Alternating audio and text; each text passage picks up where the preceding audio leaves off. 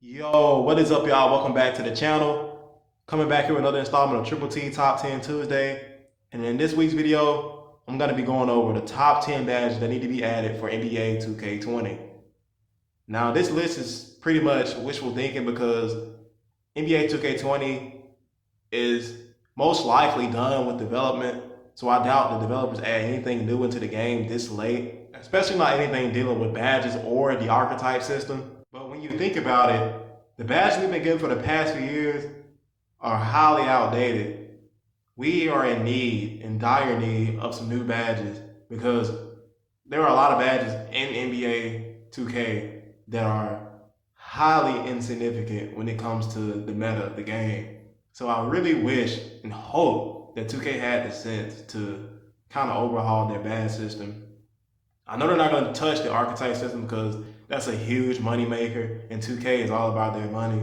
So they're not going to touch the archetype system. So y'all can expect to see that back. So why not just improve on it and restore more balance by adding more badges and more effective badges, and just spread the badges out equally across all the different archetypes. So people are encouraged to make archetypes that everybody doesn't make.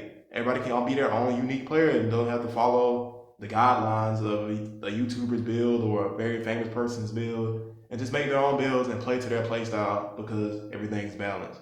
So yeah, this is why I'm making this top 10 badges that should be added into 2K20 list. So without further ado, I'm getting into the list, you guys.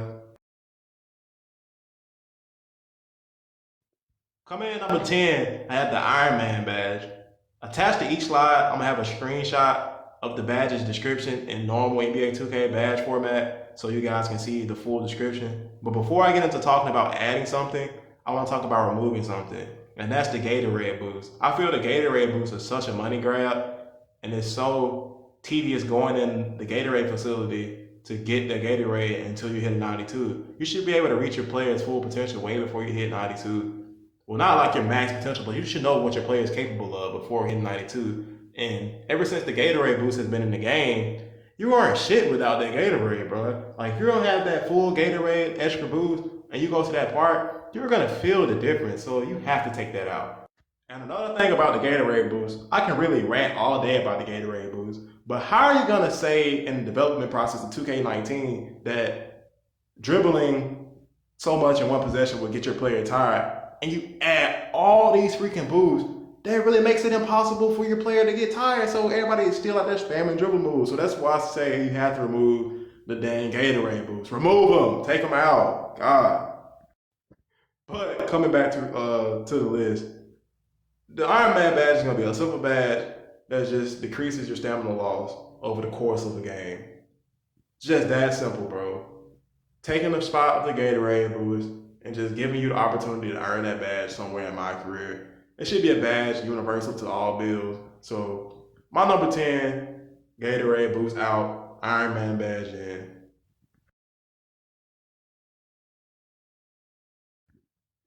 Coming in number 9, I have the Kickout King badge.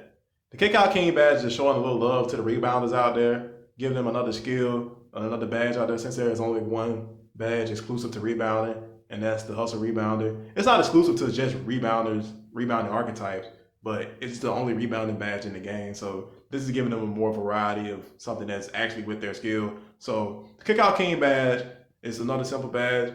When you come down with an offensive rebound and you kick it out to the open man or anybody else, you get that person gets a slight boost to their scoring attributes, because you see a lot of plays in the rec or pro-am or part where the high IQ big man, they get the offensive rebound and they always find the open man because everybody crashes down to try to get the rebound. So this is really going to bless those high IQ big men out there. So just looking out with another badge, Kickout King at number 9.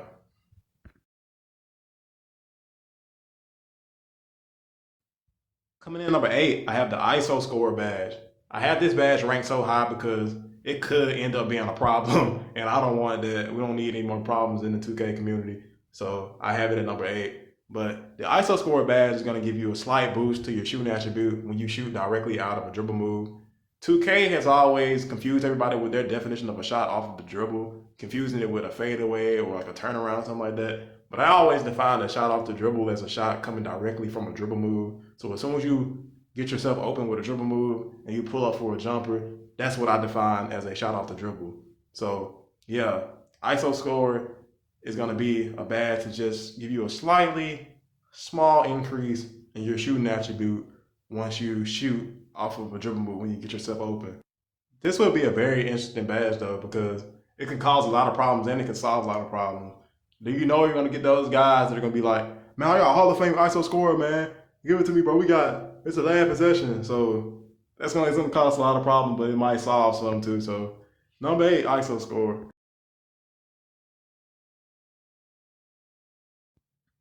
Coming in at number 7, I'm adding another rebounding badge. And that badge is going to be called Positioner.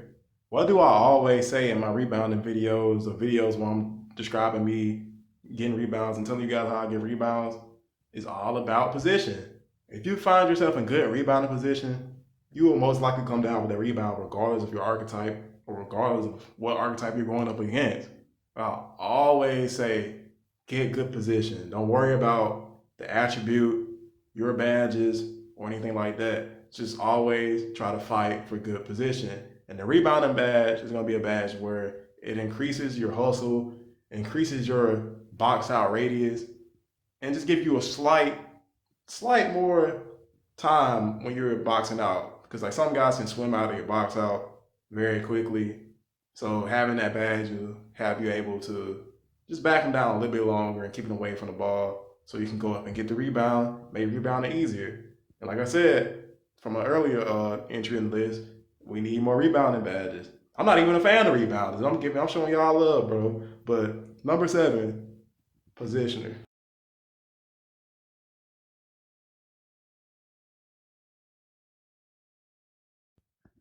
Coming in number 6, I have the Stop and Popper badge. The Stop and Popper badge is a badge that's going to help you stop on a dime and pull up for a jump shot. This is something I've been struggling with in the past 2Ks, 2K18 and 19.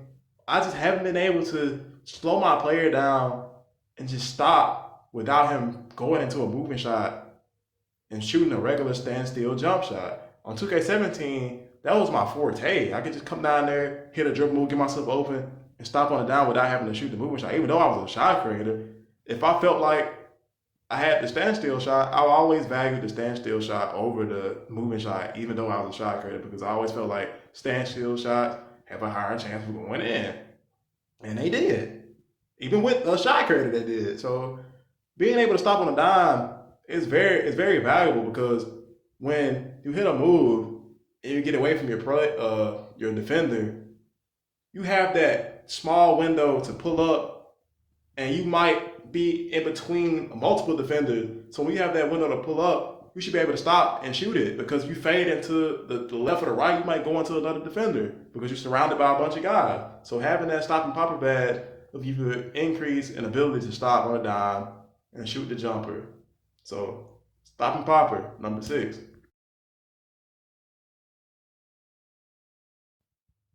Coming in number 5, I have the Persistent Pursuit badge. This is the badge that I used in the thumbnail. And I use this badge in the thumbnail to get you guys' attention, because I know most of you have the same problem I have, and that's how oblivious to the ball your player can become when there's a loose ball on the court. And in game modes like the park, every possession is so key. So when your player is looking stupid just because he's not in animation and the ball is right by his leg, why can't he pick up the ball? It has to be something added into the game to where your player can become more aware of the ball in loose ball situations. And when the ball is going towards like out of bounds, they can track it down way faster. Because there are a lot of hustle players in the NBA, and they track down loose balls like their lives depending on it. And it's in a full NBA game, 12-minute quarters, 4 quarters, and they could be in the second quarter and they track down the ball like it's $1 million check or something. So Come on, 2K. You have to add something to be in order to track those downs. And that's why I put number 5, persistent pursuit.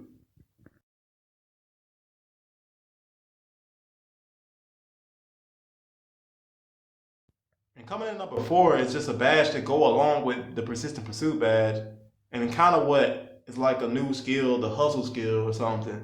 And that's the Salvager badge. Now, Salvager, how it differs from persistent pursuit, Salvager helps you dive for the loose balls and actually save them and keep them in bounds.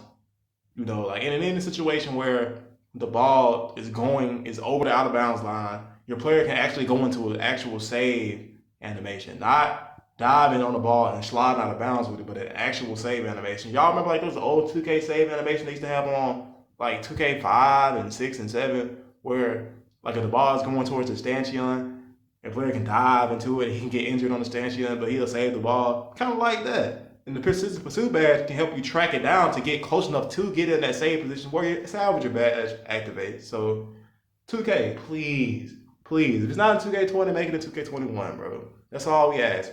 Can we save the ball? Coming in at number 3, I have the D for 3 badge. I'm so surprised 2K hasn't implemented a badge like this yet, with how in love the league has become with the 3-point shot and threes in transition. And with two-way players becoming the most sought-out players in the league, having a badge where you'll get a good defensive stop, it boosts your three-point attribute when you shoot the three in the transition. That'll be one hell of a badge, and that's why I have it ranked so high. It correlates perfectly with how the game is played today. So that's another reason why I have it really high on the list. D for 3 badge will be one of those badges where when you get it maxed out, you're gonna see guys pulling up like hell in transition. It's gonna be fun. It's gonna be a little bit of pain for those guys who have to defend against it. But I mean, it'll be a solid badge. It won't be anything too toxic or something that can be abused, or because it comes off of making a smart defensive play. So it'll have a reward for your open shot in the 3-pointer on the transition. So you can't get mad at the badge. Get mad at the offense for turning it over or playing bad offense. So yeah, D for 3, number 3.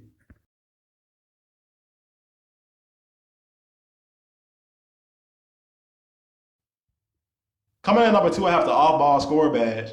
Now this badge be kind of tricky to incorporate into the actual game, but what I'm envisioning is somebody who's able to move around the court with fluidity. They're able to catch the ball and shoot in one fluid motion, get themselves open off of off-ball screens and back cuts and all that. So I'm envisioning a type of player like Kyle Korver who can stop and freeze themselves instantly, like off the off-ball movement, and catch the ball and shoot it at a high rate, like Klay Thompson, JJ Redick, especially JJ Redick. If you watch a Philadelphia 76ers game from last year, JJ Redick can come off screens, set off ball screens, and move around the court and just doesn't get tired. Same with Golden State. Literally everybody owns Golden State does it. Move around screens very efficiently. All of them set screens, constant movement, and they do it like impeccably. So that's what I'm trying to go for with this badge. Because if you look at the way the league is shaped right now, there's about 2 superstars per team, and the other 3 guys are just off-ball scorers, and the 2 primary scorers are going to dominate the ball. So you have to have that skill to be able to get yourselves open without using the ball. So that's why I have off-ball scorer at number 2. Coming in at number 1, I have the 2020 badge. I feel like people who know how to icon pass should be rewarded. Those are the most high IQ players and the best players to play with. Icon pass is one of the most underrated skills in 2K, period, man. It's one of the most underrated skills. Because when you know how to icon pass, the offense flows seamlessly. There's no complacency, no lethargy. Everything is just working like a well-oiled machine, and all your teammates are happy because they're getting the ball. The ball is spread out evenly between all 5 players, and it's just a beautiful thing to watch, beautiful thing to witness. And with the 2020 badge, when you hit the icons and pass it using the icon pass, not the directional pass or just spamming X, that person who catches the ball gets a boost to their scoring attributes. And it just creates beautiful basketball. Simple basketball. Everybody will love you on your team.